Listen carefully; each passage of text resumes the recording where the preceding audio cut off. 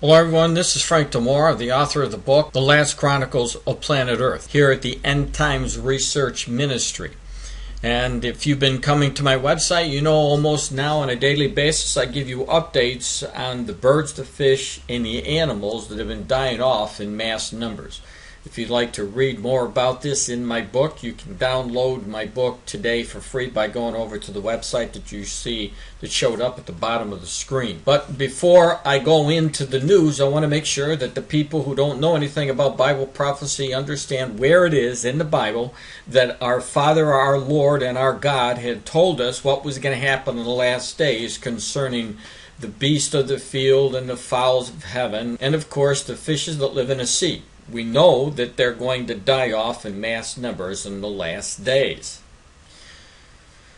Now, just to keep you updated, I left off with the birds, the fish, and the animals dying on August the 22nd. Now, there's been 3 other reports since then, bringing us to August the 25th, which is today, 2015. I want to cover those now.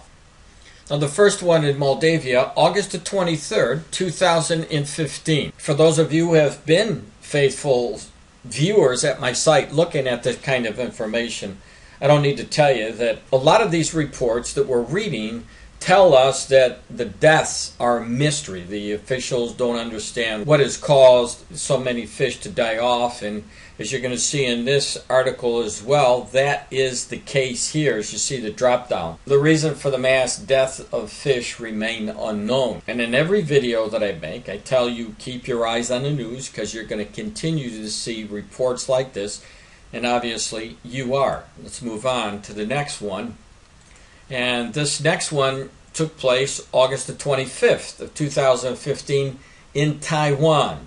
And in this one, you'll see that the outbreaks of the H5N2 type, in other words, a disease that had killed so many of the chickens. In this case, 11,952 deaths from the disease in these 2 farms.